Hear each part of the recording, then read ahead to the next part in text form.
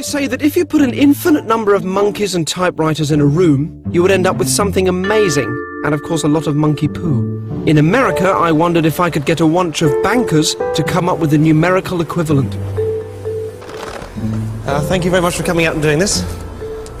Let me explain what we're going to do. There's a popular game we have in England, I don't know about you guys here, of guessing how many pieces of candy there are in a jar. Does that ring any bells to you guys? Or sweets, as we call it. That's excellent. Okay, well, this is what we're going to do. You will work in different areas of kind of accounting and maths-related, number-related work, which is kind of, these are the skills that I want to draw on for what we're going to do here. So, bearing that in mind, can we just nominate one of you who I'm just going to put to one side for the moment, and who's going to have a special job. Okay, let's get nicely pushed forward. Can we get a mic on you? Let me explain what your role is here. There's a board and sort of easel just over there. You're going to be writing down people's estimates. The reason why we're doing it like this is that if any of you see or hear what other people are choosing before you, it does tend to influence you, and it makes you sort of gear your own estimations towards what other people have said prior to you. So please do so quietly and don't come back and discuss your figures with anybody else.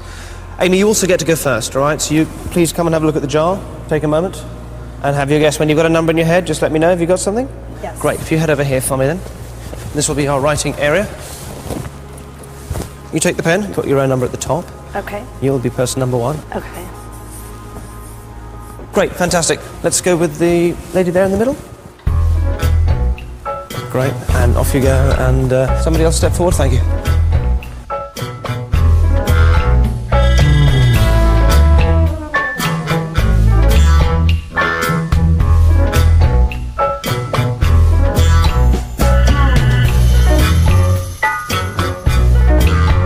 Everybody done it? Okay, quite a wide range of numbers. It's a very deceptive thing. The correct number of sweets in the jar is 136.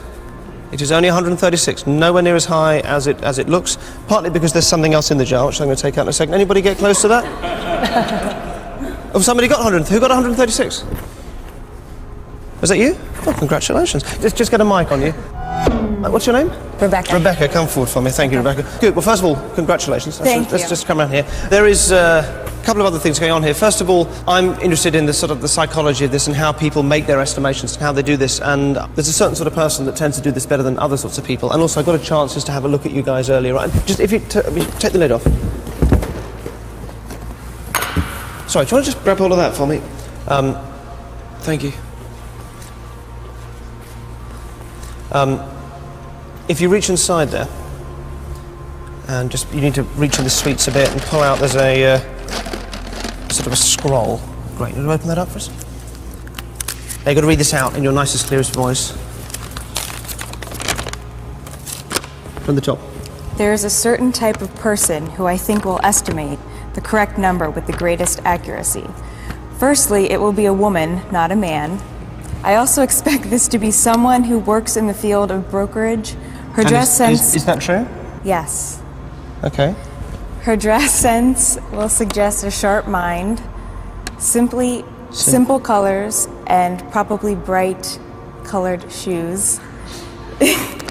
Jewelry will be silver and uncluttered, maybe a large ring. There will be at least one other accountant in the family, probably on her mother's side. From looking around the group, I think it will be the girl with the ponytail and the green army-style top.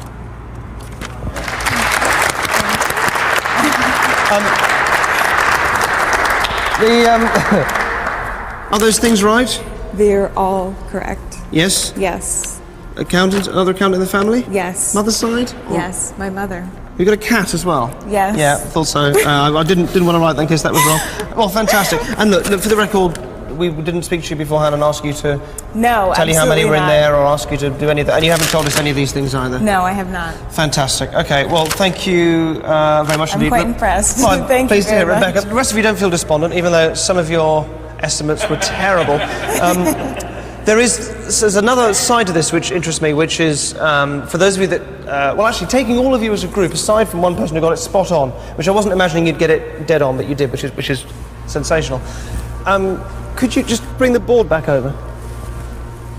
Let me get you a calculator. You're going to need this. Thank you. Thank you very much. All right, so we're going to take what you, as an overall group, would have done if you were one entity. If we saw you as one entity, what estimate you would have come up with. So we're going to take the mean of the numbers that you've got. So if you take the calculator there for me, you're going to add up all of those numbers and tell us the grand total.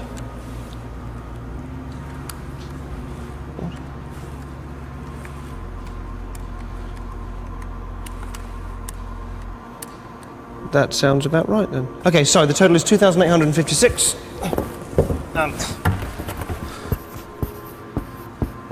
And there are 21 people here, so do you want to divide that number by 21? So we'll end up with the mean of the group. 136. 136, which is what you got. Yes. Which is the correct amount of sweets in the jar. Sensational. Thank you very much. Thank you very much. 1, 2, 3, 4. It was unbelievable that he knew everything about her. Just like dead on, because I know her, and it's just right on. It's unreal.